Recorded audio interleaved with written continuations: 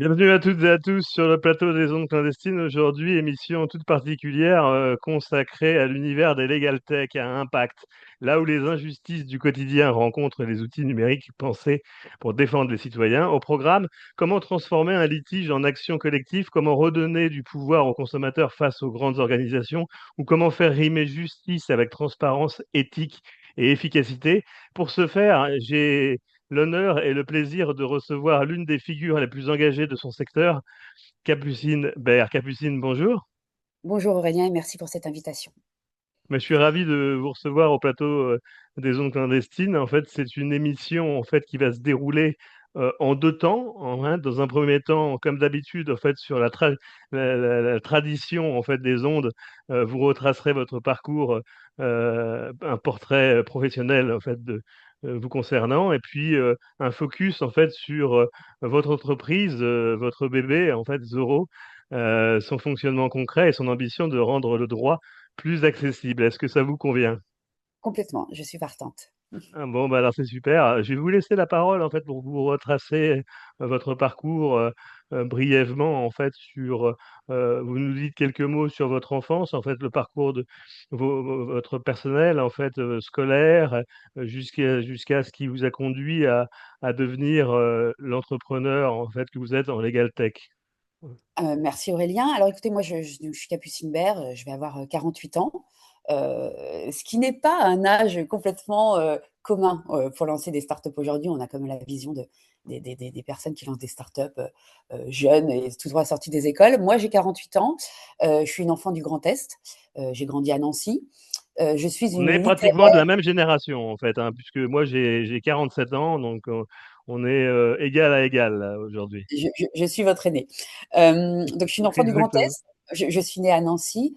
J'ai toujours été littéraire. Je suis née le nez dans les livres, et c'est ce qui m'a portée pour faire des études de littérature. J'ai toujours voulu du Vos, journaliste, je crois, vos parents depuis. faisaient quoi dans la vie? Ils faisaient quoi? Mon père était architecte et ma mère était médecin, d'abord médecin scolaire, en médecine scolaire, et ensuite elle a défendu en tant que médecin les grandes causes à l'époque du sida. Vous avez euh, baigné dans un environnement assez upper class ou culturé en tout cas. Oui, oui, oui, mais surtout un environnement de gens engagés et aussi poussés vers l'entrepreneuriat, qui essayaient de D'accord. défricher Ouais. des zones un peu opaques. Donc, à l'époque, se battre contre le sida, porter des messages.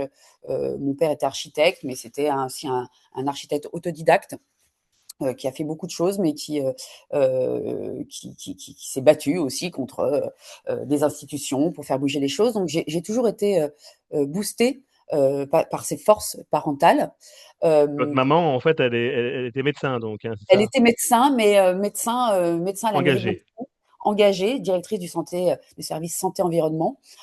Et donc, elle se battait contre le bruit, contre la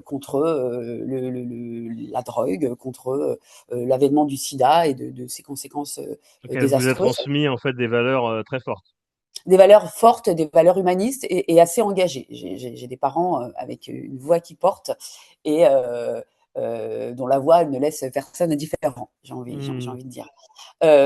Qui ont eu aussi hein, des défaites entrepreneuriales, qui se sont relevées, qui ont performé ensuite. Donc, j'ai toujours, même enfant, avec mon frère d'ailleurs, dont je vais vous parler, parce que c'est Oui. lui qui m'accompagne. Enfin, nous sommes ensemble dans les différentes entreprises dont je vais vous parler. Ah oui, On a d'accord. toujours. Oui, oui, pour Zoro et pour l'entreprise qui a précédé, Une on a. entreprise presque familiale, donc. Alors, c'est une entreprise familiale, oui, nous, c'est une entreprise entre frères et sœurs, sachant que, voilà, moi, je suis la littéraire et lui, c'est l'homme de la tech. Donc, on est très, Lui, très il adore la complémentaires. technologie, et vous, vous êtes plus dans les lettres, Dans les la lettres, dans la communication, le médiatisation, journalisme, d'ailleurs, nous allons voilà, le voir. l'influence, qui est devenue aujourd'hui l'influence, parce qu'on parle presque plus d'influence que de communication. Donc, on a toujours été très complémentaires. On ne pensait pas être amenés à travailler un jour, mais ensemble un jour, mais c'est advenu. Et aujourd'hui, on est vraiment complémentaires. Mhm. On se supporte même parfois, parce que une entreprise Euh, familiale, c'est Ah, évidemment c'est compliqué, hein. C'est du plein compliqué temps. de C'est du plein temps. travailler avec ses proches, c'est compliqué. C'est Mais en compliqué. même Donc temps, moi, c'est tellement enrichissant.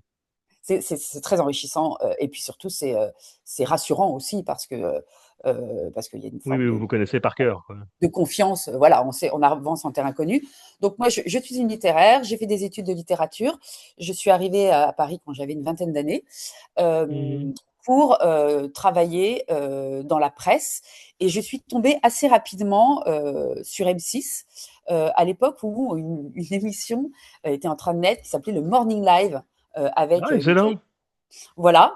Ah oui, c'est Et vrai que ça a baigné notre enfance, ça, en fait, même le Morning ça a Live, en baigné fait, votre hein. enfance et Surtout, j'avais en fait, quand il réveille sa copine à, à 7 heures du mat, je peux Alors, dire.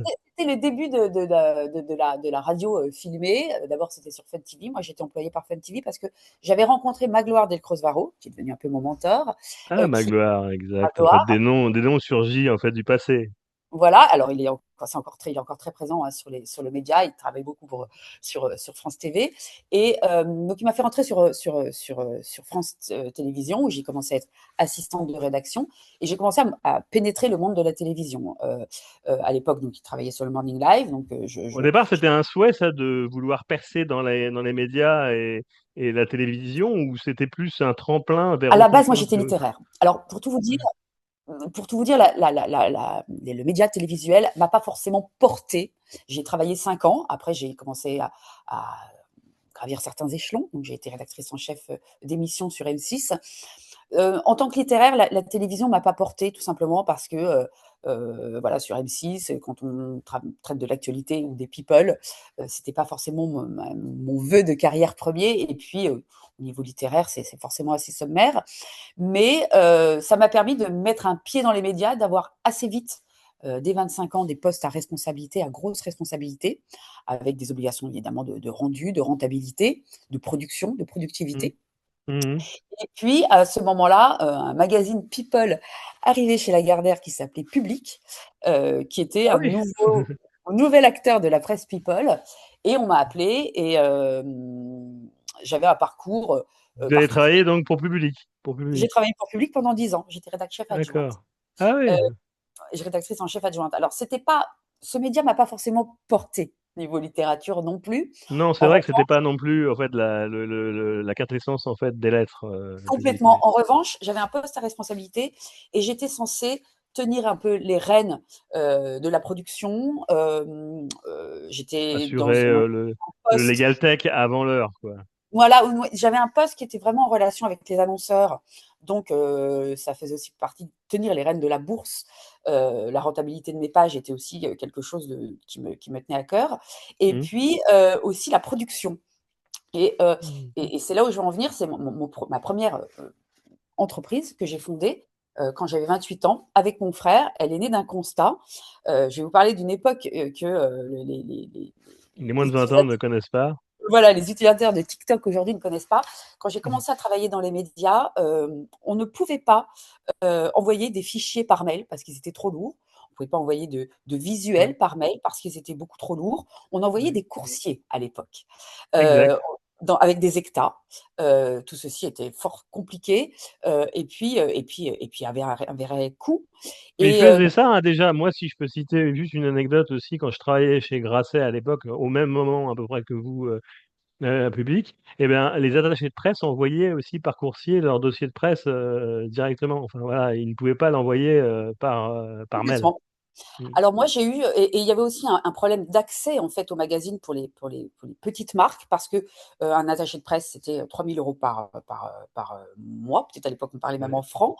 Ouais. Donc c'était des coûts prohibitifs et donc les petites marques étaient exclues en fait de l'accès à la médiatisation et au magazine. Et donc on a eu l'idée, enfin j'ai eu l'idée, j'en ai parlé illico à mon frère, de créer le premier service de relations presse en ligne qui s'appelait Iconopresse, qui Ah, était en fait une banque d'images qui permettait ouais. à toutes les marques d'uploader leurs visuels en ligne, d'uploader leur dossier de presse, et à tous les journalistes, la nuit, le soir, les week-ends, de télécharger des visuels avec un Ah, moteur de génial. recherche et de faire, en fait, de réaliser leurs articles Le avec les premier informations. système RP en ligne.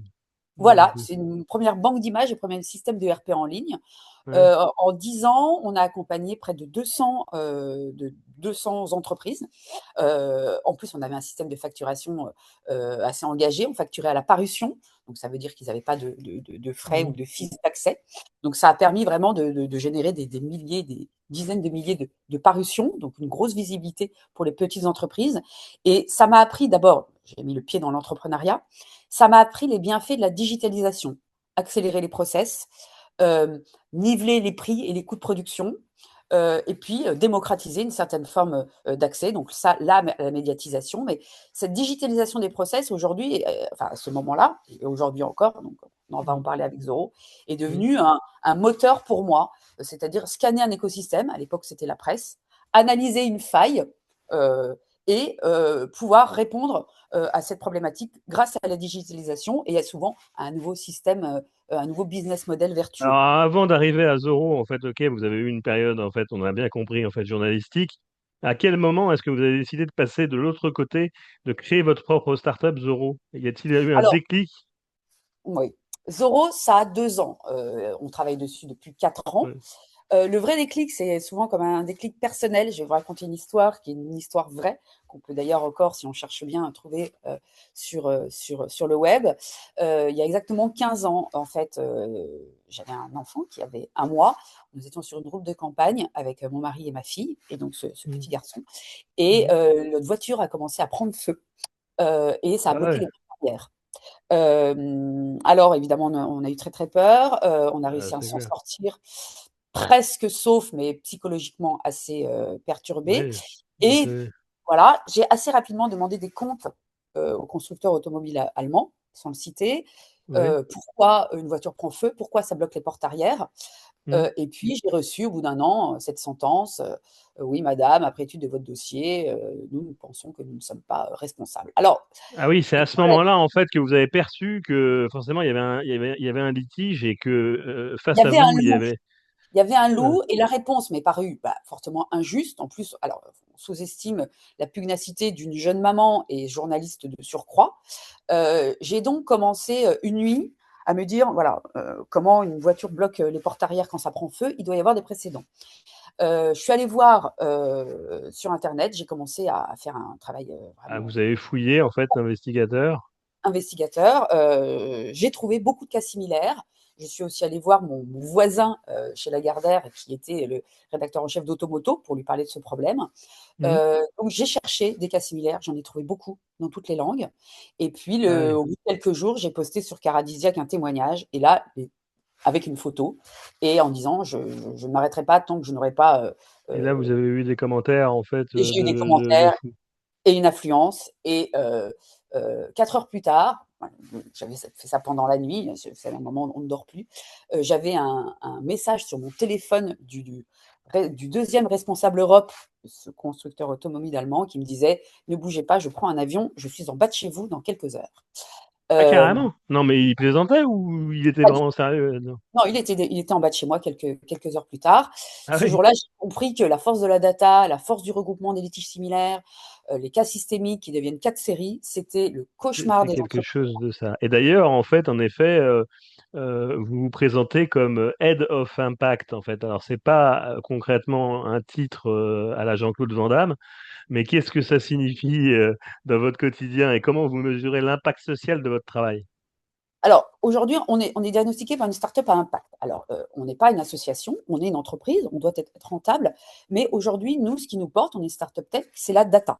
On analyse euh, le taux de satisfaction sur notre site, on analyse le taux de résolution, aujourd'hui il est de 73%, le temps de réaction, hein, des avocats et des professionnels du droit avec lesquels on travaille. On mesure l'impact qu'on a. On fait partie du mapping à Impact France. C'est pas une vue de l'esprit, hein. C'est ainsi qu'on est caractérisé. Nous, notre Comment but, c'est qualifier d'ailleurs, en fait, Zoro, c'est un défenseur numérique des consommateurs, c'est un outil de recours collectif ou une plateforme de médiation? Comment est-ce que vous le qualifiez? une infrastructure numérique souveraine d'accès au droit. parce qu'il y a les petits litiges, mais il y a les plus gros litiges. Aujourd'hui, Zoro, moi, je vais vous parler d'une façon que vous et vos auditeurs vont comprendre, hein. Si je vous parle du syndic qui ne vous répond pas, de ce voyagiste qui vous a laissé sur le tarmac, alors c'est des petits litiges pour lesquels souvent on se résigne, hein, Mmh. 75% aujourd'hui, c'est la résignation. Puis après, il y a des litiges plus importants liés au droit de la santé, liés au droit de la construction. Vous faites aussi les opérateurs téléphoniques ou pas? On fait bien sûr les opérateurs téléphoniques, hein, c'est quand même un OK. gros, un gros sujet. Gros Heu, sujet. un gros sujet. Les problèmes de litige liés au voyage, également un gros sujet, malgré les lois, pardon, dans le droit aérien, c'est quand même un gros sujet. Les Mmh. entreprises bottent en touche, donc Mmh. ça fait partie du plus gros de nos dossiers. Donc aujourd'hui, voilà, on est une plateforme d'accès au droit, on est une plateforme de mise en relation d'abord. Donc on permet aux justiciables d'être mis en relation avec des professionnels avec un principe vertueux. On s'appelle Zoro. C'est écrit dans le titre. Donc d'abord, il y a un principe de première réponse gratuite sur la plateforme. Zoro, Euh, c'est-à-dire sans référence en fait au justicier, en fait, c'est ça? voilà, mais avec deux zéros en plus, Avec parce 2 zéros en qu'évidemment, plus. avec un seul zéro, c'était pas Ouais, libre. c'est pas Euh, libre. et puis voilà, aujourd'hui, on sait qu'il y a à peu près 7 millions de litiges qui sont laissés par an, de petits litiges qui sont laissés par an sur le carreau par les consommateurs et les citoyens, faute de recours. Aujourd'hui, avant Zoro, il n'y avait pas de solution. On a plusieurs leviers. On regroupe les litiges similaires, donc ça permet d'avoir un levier quand les avocats vont voir les grosses entreprises. Ça permet aussi d'avoir de la data à fournir aux professionnels des médias, parce que ça rejoint mon cœur de métier. Aujourd'hui, une des forces de Zoro, c'est la médiatisation. On nous considère comme des lanceurs d'alerte. On a fait passer des choses dans les médias qui ont eu, pour incidence, de C'est là résoudre que des ça cas. vous a servi un petit peu vos connexions médiatiques, en fait, Alors, ça m'a dans votre servi activité? l'influence, cette conviction que on peut faire bouger les choses, parce que quand on est seul, on est impuissant. Quand on est plusieurs, on nous regarde autrement. La force de la data, la force du collectif, Vous même s'il y a utilisez des le slogan d'ailleurs "No claim, no gain", en fait. Qu'est-ce que vous mettez derrière cette philosophie, d'après vous? Alors, no claim, no gain, c'est une philosophie. C'est aujourd'hui, évidemment, quand on ne s'exprime pas, le mieux, c'est de s'exprimer pour avoir une gain de cause. Oui. C'est un peu tous aux barricades. Il y a quelque chose de comme ça, hein, dans Zoro. On a quand même quelque chose qui ressemble à le justicier masqué. No Mmh. claim, no gain, Oui. c'est normalement le slogan original, c'est no pain, no gain, mais no claim, no gain, c'est si tu veux avoir un gain de cause, fais entendre ta voix. Voilà, quitte à la mettre dans. L'éthique, en fait, est hyper importante, en fait, dans votre activité. En fait, le legal tech, en fait, le signifie. C'est bien ça, en fait, hein. Donc, l'éthique, toute la philosophie, en fait, vertueuse, en fait, de Zoro, se situe là. L'éthique, il y a plusieurs formes d'éthique. Il y a l'éthique légale, évidemment, être en conformité Ouais. avec les droits. Nous, on est une plateforme publique et transparente. Mm. Aujourd'hui, on dit souvent que le droit est opaque. Nous, on a voulu une plateforme publique, transparente. On voit les litiges, on voit leur temps de résolution, on a accès à notre data.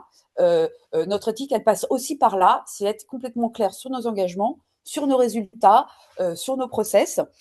Évidemment, j'ai mon frère qui a développé une IA avec ses techniciens qui s'appelle Bernardo, qui lui aussi aide à justement respecter en tout cas cette éthique parce qu'on n'est pas là pour prendre le travail des avocats. Aujourd'hui, les avocats, il y a le droit, il y a un monopole. Notre IA, on l'a conçu pour accompagner le dépôt des litiges, accompagner leur structuration, D'accord. notifier les professionnels les plus adaptés pour répondre à ces litiges et vérifier justement l'éthique et le respect des législations sur la plateforme. Donc C'est nous, en notre réalité, en fait, une legal tech with soul, en fait, avec de l'esprit, quoi, avec quelque chose. avec un engagement et surtout avec une forme de transparence qui aujourd'hui manque cruellement d'une façon générale à l'ensemble des entreprises, même si on parle de CSRD et de RSE. Et puis, aujourd'hui, on insiste à une forme de défiance envers la justice, parce que trop opaque, trop lent, trop cher. Nous, c'est à tout ça qu'on a voulu répondre avec Zoro. Elle est plus opaque avec nous, elle est transparente, parce qu'on a des process transparents. Elle est plus lente, parce qu'on a un principe de réponse sous 30 minutes. Elle est plus chère, parce qu'on a un système vertueux de rémunération des avocats qui permet d'offrir même une réponse aux plus petits litiges.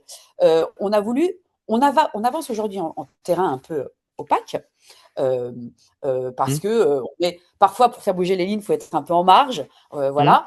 On est dans le Mmh. respect de la loi, mais on avance quand même sur le droit aujourd'hui, la transformation du droit, c'est un vaste chantier à l'horizon de l'Europe et de la Legal Tech aujourd'hui en profonde mutation. Donc on avance, parfois il y a des zones troubles. On travaille d'ailleurs avec, on est en train de faire un rescrit, on travaille avec le gouvernement, on travaille avec des institutions, avec des associations de défense de consommateurs. On a eu des rendez-vous Ah, vous avez au... beaucoup de chantiers en fait Ah sur oui, beaucoup. du pain sur la On a eu des planche, du pain rendez-vous sur la. au ministère de l'économie, avec la DGCCRF. On est sur beaucoup de chantiers. Notre but, c'est de faire bouger les lignes sans les traverser. Enfin, notre On but, c'est est de on est respecter. on est au début d'année en fait. On se souhaite les bons vœux en fait. Qu'est-ce qu'il faut vous souhaiter à Zoro? Alors nous, ce qu'il faut nous souhaiter, une adhésion assez rapide. On veut devenir un réflexe. Donc nous, on veut être connu. On veut qu'on se dise, voilà, Zoro, ils sont là pour nous, c'est une solution. Ce qu'on veut, c'est travailler main dans la main avec les professionnels du droit. Parce que on sait très bien, il y a la garde Oui. des barreaux qui, voilà, et il faut qu'ils nous acceptent comme un allié, pas comme un ennemi. On Mmh. a déjà gagné pas mal nos galons à ce niveau-là, mais il faut qu'on continue dans ce sens. Euh, des financements, on est déjà accompagné par la région Grand Est, on a des incubateurs de renom, comme l'incubateur de Maurice Lévy, l'escalator, qui était l'ex-directeur de Publicis, ou Entrepreneurs dans la ville, qui accompagne des entreprises à impact. Donc, on a déjà des partenaires, il nous faudra encore plus de partenaires, Oui. des mentors, des gens Pour pour nous l'instant, vous accompagner. êtes combien en fait dans l'entreprise? Alors aujourd'hui, on est deux, mon frère et moi, Deux? mais on Ouais. a une dizaine de prestataires. Et puis, on Mhm. a surtout beaucoup de partenariats avec des écoles, des cliniques juridiques qui nous accompagnent. Là, on travaille avec la clinique du juridique d'Evry. On travaille avec l'école HEAD, par exemple, parce qu'on crée aussi, on va créer aussi une forme de Zoro Academy. Notre but aussi, c'est de transmettre, de participer à la transformation du droit. Donc, on a aussi cette velléité didactique et Mhm. dans nos statuts.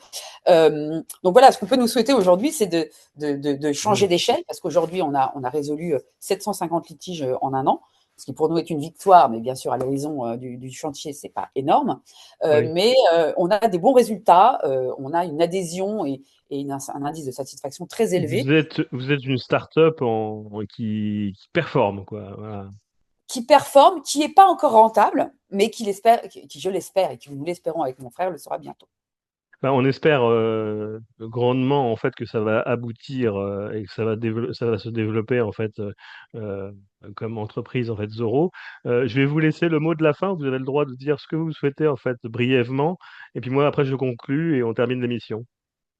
Alors voilà, nous, ce qu'on souhaite chez Zoro, c'est pas une vue de l'esprit, c'est pas quelque chose qu'on va laisser tomber dans 3 ans. Nous, ce qu'on veut créer, c'est une infrastructure numérique souveraine pour répondre à pardon, c'est une infrastructure numérique souveraine pour répondre à quelque chose d'inacceptable, pardon. Oui, C'est pas de ce souci. problème des recours à la justice et au droit. Nous, ce qu'on veut, c'est être là dans 30 ans, 50 ans, faire des partenariats avec des institutions pour devenir un réflexe. Merci Capucine Bert pour ces explications sur Zoro. Si les plateformes comme Zoro bousculent nos vieux réflexes judiciaires, elles rappellent surtout une chose, le droit n'est pas réservé aux initiés, c'est un outil du quotidien. À l'heure où les litiges se règlent en quelques clics, reste une question essentielle, saurons-nous faire de cette justice numérique un progrès pour les citoyens, pas seulement un marché de plus? Merci de nous avoir suivis. Merci Capucine. Merci beaucoup pour votre écoute et votre invitation. À bientôt. Bientôt, au revoir.